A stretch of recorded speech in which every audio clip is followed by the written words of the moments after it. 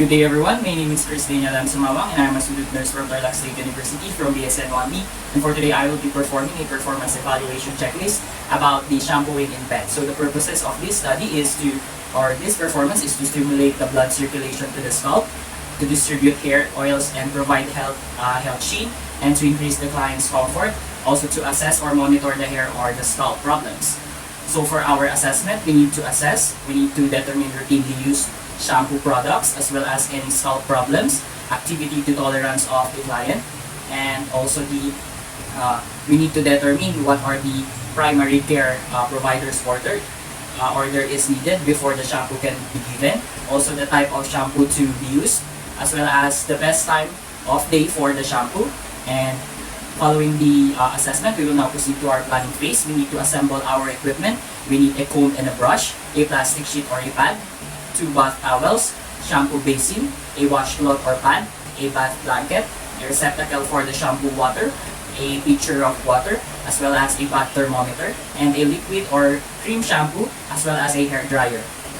So before we proceed to the actual implementation, we will be asking our clients some series of questions. So sir, may I know po yung routine po ng inyong pong pag-shampoo? Araw-araw po ba or 3 times a week po? Araw-araw po. Araw-araw po. So, pwede ko po bang inspect yung inyong pong scalp? Okay po. So, ipapart ko lang po yung inyong pong hair. Titignan ko lang po if there are any lesions.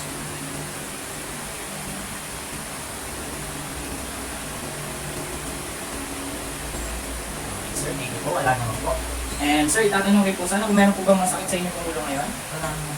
Wala naman po. So, last question po. Okay lang po ba na ready na po ba kayo yun sa shampooing niyo po? Okay. So now we will proceed to our implementation phase. First thing that we need to do, we need to introduce ourselves to our patient and verify the patient's identity. And we need to explain the procedure with our patient and how why is it necessary and how the client can cooperate with our procedure. So, sir, my name is Christina Sumawang and I am a student nurse from Tarlac State University. And I'm from BSN 1B. And for today po, I will be your student nurse. May I know your name, sir? Sir, pwede mo tingnan yung list niyo po? Okay, thank you po. So sir, ngayon po is I'm giving you po a shampooing in bed, okay lang po? So it is very necessary po sir to remove the dirt, accumulated oils on your hair po, okay lang po? And after that, I will be performing hand hygiene and I will be observing other infection control procedures and I need to put on PPE as indicated.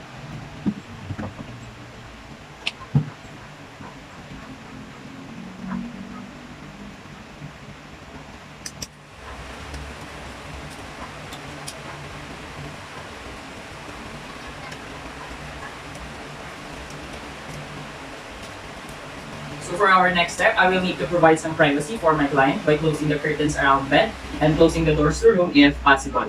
And after that, I will need to prepare my client as well as the position of the client to appropriately. So first thing that I need to do, I will be assisting my client to move on the side of the bed towards which I will work. So sir, pwede po ba tayong mag-move po dito sa side po? Konti lang po. This slide lang po. Thank you po. And after that, we will be removing the pins as well as the ribbons on the client's hair. So my client doesn't wear any ribbons or pins on his or her head. So we will be proceeding for the next step, which is we'll be removing the mats and tangles gradually on the client's hair.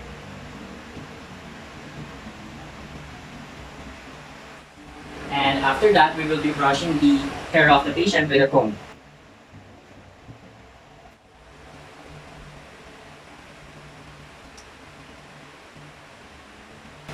So for our next step, we need to assemble or we need to prepare our equipments or we need to arrange our equipments. We need to put a plastic sheet or a pad on the bed under the client's head.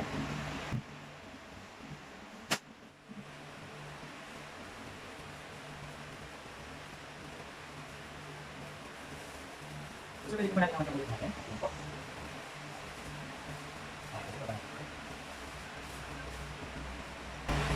So for our next step, we need to remove the pillow under the patient's head and place it under the patient's shoulders. And after that, unless the patient is in some underlying conditions, and after that,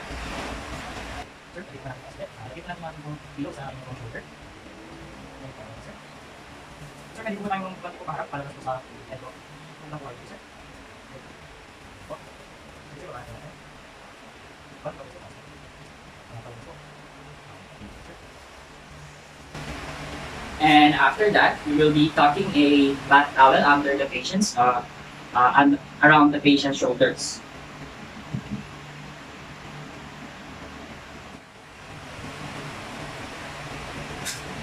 Sir, comfortable naman po ba kayo, sir? And after that, we need to place a shampoo basin under the client's head, and we will be putting a folded washcloth on where the neck will be resting on the edge of the shampoo basin. And if our client is in a stretcher, we will be asking our client to move his or her head on the edge of the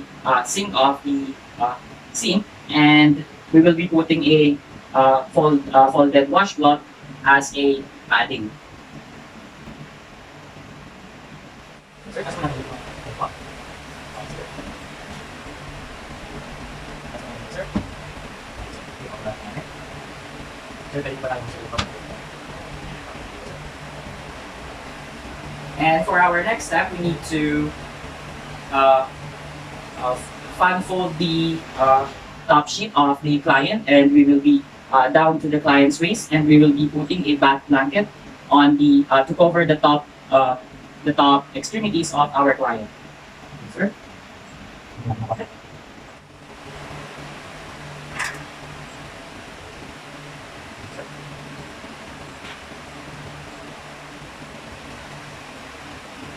And after that, we will be placing the receiving receptor on the table or on the chair on the bedside, and we will be placing the spout of the shampoo basin over the receptor. So for our next step, we will be protecting our client's eyes as well as the client's ears. And to do that, we will be putting a damp washcloth on the client's eyes to cover his eyes, and a cotton balls, or for this instance, I will be just using a gauze pad.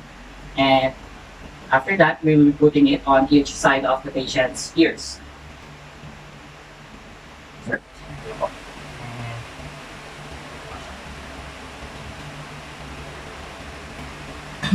And after that, we will now proceed to the shampooing of the client's hair. So first thing that we need to do, we need to wet the client's hair thoroughly with water.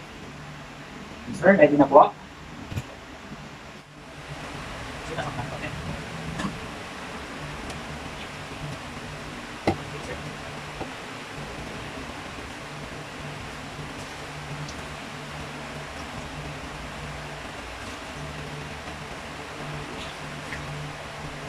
And after that, we will be putting a shampoo on the client's scalp.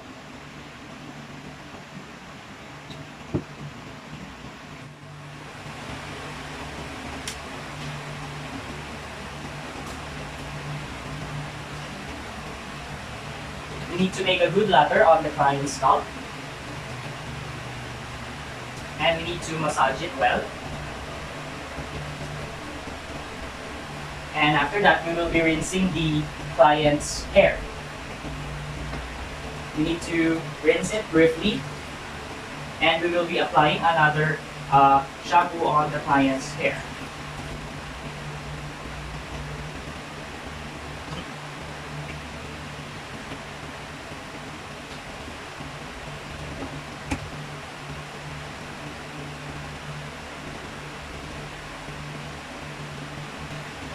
We need to massage it as well as we did before. And after that, we will be rinsing the hair of our patient again, but this time we will be removing the shampoo on the client's hair.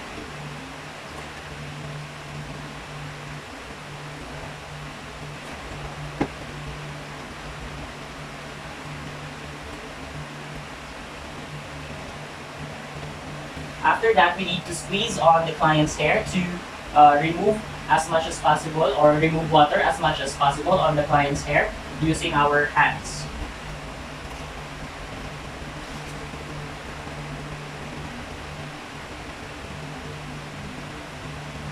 So for our next step, we will be drying the client's hair thoroughly. So we will be using a heavy towel and we will be rubbing the client's hair to dry it thoroughly.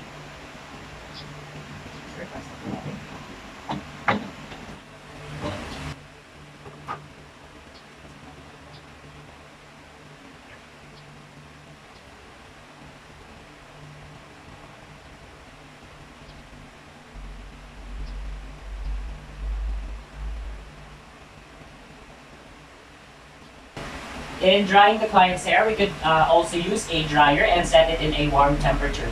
And after that, we will be continually moving the dryer away from on the client's scalp to avoid the burning the client's scalp.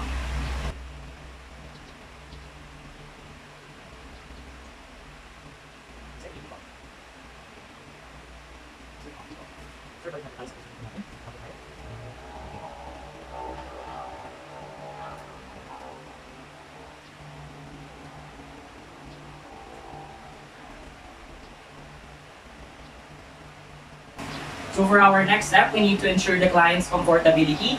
We need to ensure that the client is a comfortable position. So sir, okay na po ba tayo sa position po natin ngayon? Okay.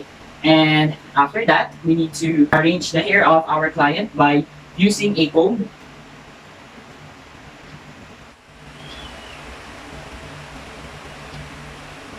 Okay. And for our next step, we need to document with the shampoo as well as any assessments. So for our evaluation, we need to conduct ongoing assessment of problems such as dandruff, alopecia, or pediculosis, or scalp lesions, as well as the excessive dryness or matting of the patient's scalp. And next is we need to evaluate the effectiveness of medications. And after that, we will be removing our gloves as well as our PPE if used. And after that, we will be performing hand hygiene. And that is all for the performance of the giving of the patient a shampooing in bed. So that would be all. Thank you.